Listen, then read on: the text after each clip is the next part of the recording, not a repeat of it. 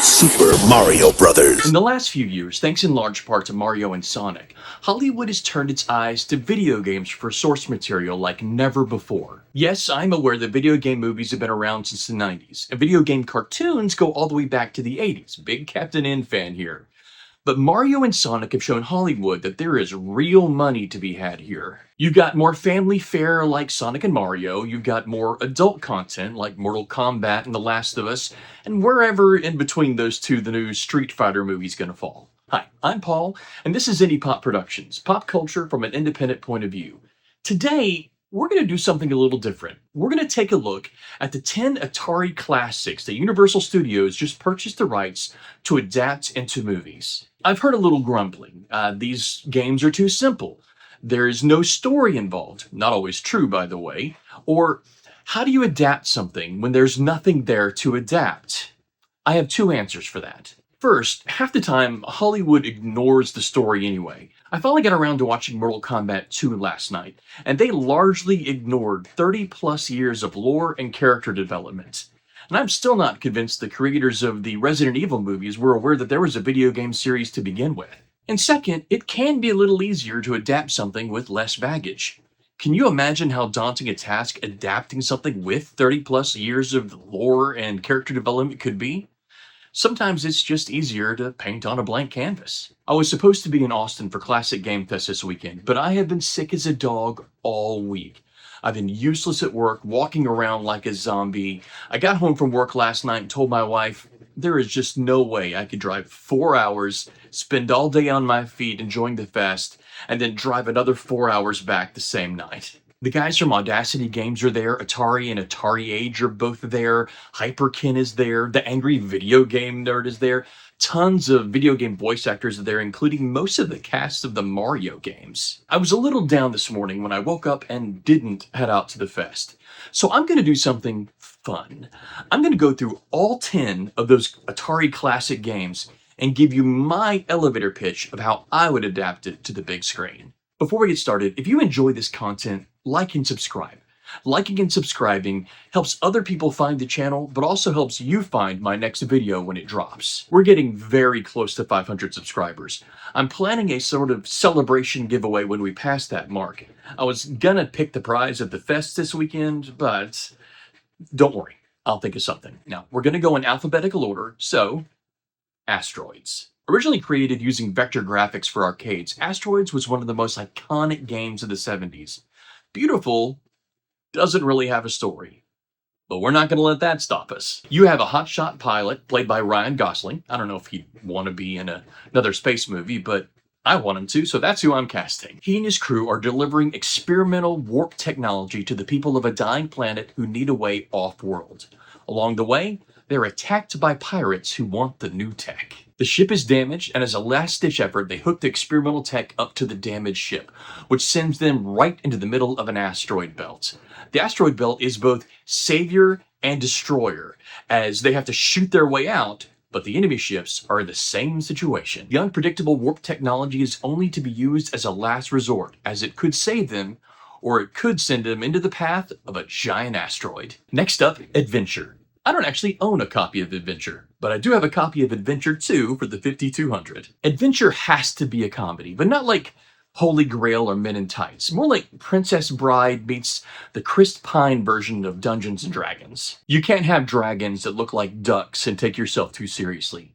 And the dragons had better look like ducks. I think you can go with Chris Pratt for this one. He's already voicing Mario for Universal. Let's go ahead and put him in a live-action video game. Pretty basic concept on this one. A disgraced knight, not interested in failing as a hero again, is convinced by the princess of a cursed kingdom to defeat the evil magician, retrieve the enchanted chalice, return it to the golden castle, and free her people. But is the princess everything she appears to be? Berserk is one of my all-time favorite games, and I think it must be a lot of other people's favorite game too, because every time I put a short out about Berserk, it does very well. Otto, the AI running a off-world munitions plant, has gone rogue and is preparing an entire nearly planet-sized factory filled with battle droids to wage war against the galaxy. A little grittier than most of these pitches, a team of specialists is sent in to fight their way to the mainframe and deactivate Otto. Look at this cover. I am definitely casting Henry Cavill for this one.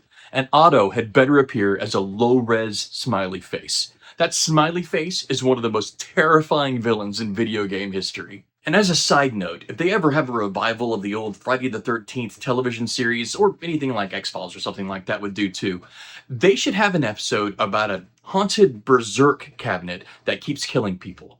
Look it up. That's the thing that actually happened. Believe it or not, Breakout actually has a story. Or at least, Super Breakout does. The original Breakout featured a prisoner using his ball and chain to bust through bricks in an attempt to break out of prison.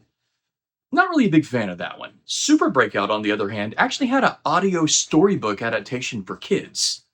It's a little bit of a stretch, but hey. NASA astronaut John Stuart Chang is returning home from a mission when he comes across a rainbow barrier that apparently has no end. With limited life support and power, he finds that he is able to bounce light-based projectiles off of the hull of his ship and into the bricks that make up the rainbow barrier in an attempt to clear a path and find his way home. I'd like to cast Steven Yeun in this one. You really need someone charming for a role like this that is, for all intents and purposes, a one-man show. I think he could be equal parts funny and intense. Centipede has at least 3 stories. The original one was found in a mini-comic that was packed in with the Atari 2600 cartridge, and it featured a bunch of elves protecting a magical garden from an invasion of, I guess, giant insects?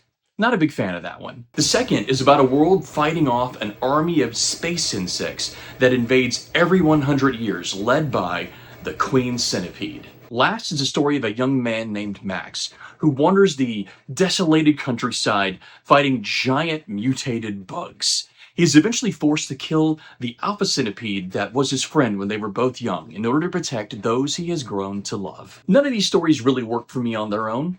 But Tom Holland is Max, a young man of elven descent who wanders the countryside, fighting giant space insects, survivors of previous invasions. The time is coming for the once-a-century return of the invading insect army led by the giant Queen Centipede. The army is preparing for war, but the previous war was so devastating, the world may not survive another invasion. However, there is a prophecy of a young man with the power to defeat the Queen Centipede and end this millennia-long war for good. Could Max be the chosen one? Of course he could. Stupid question. Next, we have Crystal Castles, which, to my surprise, I don't appear to have a copy of. Bentley Bear, star of Crystal Castles, should have been Atari's mascot. It's weird that it didn't get a sequel until 2014, and then only as a homebrew that didn't become official for several more years. This is very much an Illumination-style animated feature. Bentley Bear is a mischievous young bear who goes out searching for crystals, these naturally occurring magical items that are the building block of his society. Looking for more powerful, rare crystals, Bentley wanders too far from home and wanders into the path of an evil witch who is also looking for these crystals for a more diabolical purpose. Bentley flees into an abandoned castle and has to find his way through mazes and minions, searching for the most powerful crystals before the witch finds it, in order to save his kingdom from her diabolical plan. And if it's a success, that 2014 sequel is right there waiting for you. I don't know who should voice Bentley. I feel like it should be an actual child, and I'm not really up on child actors these days. Millipede is really just a sequel to Centipede. In less than the expected 100 years, the King Millipede brings back the insect army for revenge. Max and his army springs back into action. A faithful adaptation of Missile Command would be dark. This is not a space battle. Missile Command represents nuclear holocaust at the height of the Cold War. It does not have a happy ending. It doesn't end until you lose and all of the cities have been destroyed.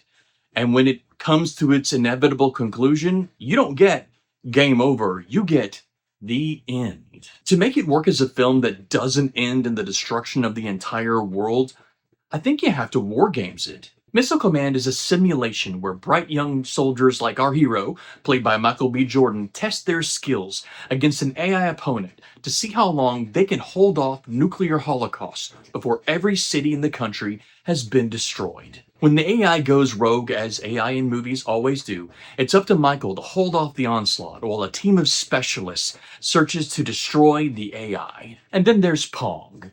What do you do with Pong?